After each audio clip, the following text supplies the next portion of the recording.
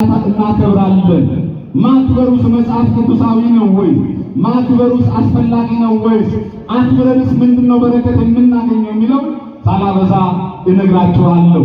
እንግዲህ አባታችን አቡነ ተክለ ሃይማኖት በዚህ ዓለም ላይ ሲኖሩ ኢትዮጵያዊ ጻድቅ ሆነው ዓለም አቀፋዊ ሐዋርያ ናቸው። አባታችን ተክለ ሃይማኖት በግብጽ ይታወቃሉ። አባታችን ተክለ ሃይማኖት በኢየሩሳሌም ይታወቃሉ። ክህነትን ከግብፃውያን ጳጳሳት ወስደዋል። መጨረሻ ግን ጵጵስናን ሲወስዱ እግዚአብሔር ራሱ በረድኤት እንደሰጣቸው ገድላቸው ላይ ይነግረናል። አባታችን ተክለ ሃይማኖት የጨለመውን ዓለም በወንጌል ጨውነት አጣፍጠዋል። መራራውን አጣፍጠዋል። ጨለማውን አብርተዋል። አጋንንትን አሳደዋል። አጋንንት በዋለበት እንዳይውል ባደረበት እንዳያድር ከሰዎች ተለይቶ መኖሪያው ማረፊያው ዱር እንዲሆን አሳደዋል። ከአባታችን ተክለ ሃይማኖት ጋር እግዚአብሔር ስለነበረ ተክለ ሃይማኖት ተአምር ይሰሩ ነበረ። ሕሙማነ ሥጋን በተአምራት ይፈውሱ ነበረ። በወቅቱ የወላይታ ንጉሥ የነበረው ያ ታላቁ ንጉሥ በተነሳ ሰዓት እንኳን ተአምር ሰርተው 100 ዓመት የቆየ ሬሳ አስነስተው በተአምር ያንን ሰው ንጉሡን አሳምነውታል። ስለዚህ አባታችን ተክለ ሃይማኖት የሰሩት ተአምር እንዲቀላል አይደለም። ዛሬም እግዚአብሔር አምላካችን ለአባታችን ተክለ ሃይማኖት ቃል ኪዳን ስለገባላቸው እና ተክልዬ ኑ ወደ ሕይወቴ ግቡ ስንል ይመጣሉ።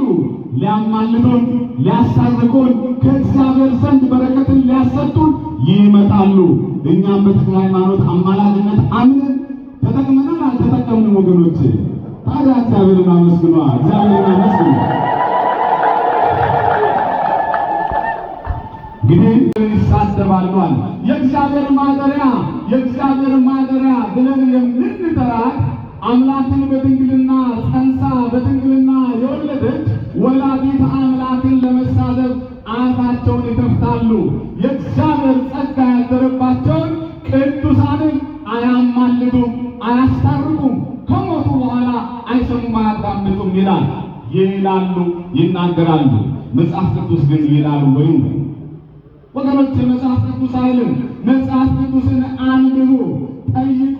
የቅዱሳንን አማላጅነት በረከት በሕይወተ ሥጋ ሳሉ ያማልዳሉ፣ ከሞቱም በኋላ ያማልዳሉ። እኔ የአብርሃም የይስሐቅ የያዕቆብ አምላክ ነኝ እንጂ የሙታን አምላክ አይደለም ተብሎ ተጽፏል። አብርሃም ይስሐቅ ያዕቆብ ከሞቱ በኋላ እንደሚያማልዱ የሚያሳየን ነው። ዛሬ አቡነ ተክለ ሃይማኖት ዛሬ ቅድስት ክርስቶስ ሰምራን ያማልዳሉ፣ ያስታርቃሉ ብለን እናምናለን።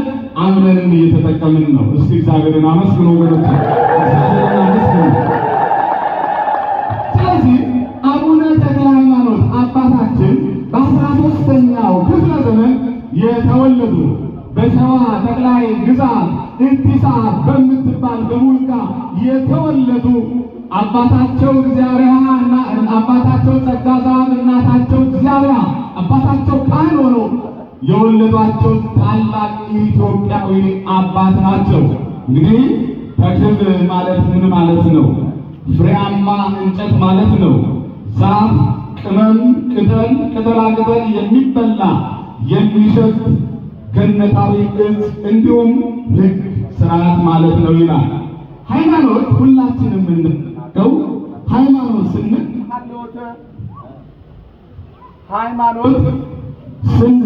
ሀልዎተ እግዚአብሔርን ነው። የእግዚአብሔርን መኖር አስገኝነት፣ በሥላሴ አንድነት በቅዱሳን ተራዳኢነት ማመን መመስከር ነው።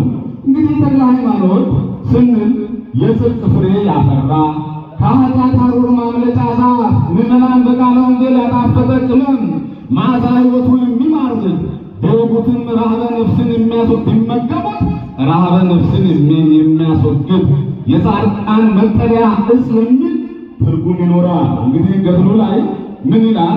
ተክለ ሃይማኖት ማለት የአብ የወልድ የመንፈስ ቅዱስ ተክል ነው በማለት ይተረጉማል። አባታችን እንግዲህ ተክለ ሃይማኖት በ13ኛው ክፍለ ዘመን ከካህኑ ጸጋ ዘአብና ከቅድስት እግዚአብሔር እንደተወለዱ ገድላቸው ይናገራል። በመንፈሳዊ አገልግሎት ጸንተው የኖሩ አባት ናቸው። አብዛኛውን ሕይወታቸውን ወገኖቼ ታሪኩን ገድሉን ለመናገር አይደለም፣ ገድሉ ታሪኩ በሰፊው ይነገራል፣ ይዘከራል።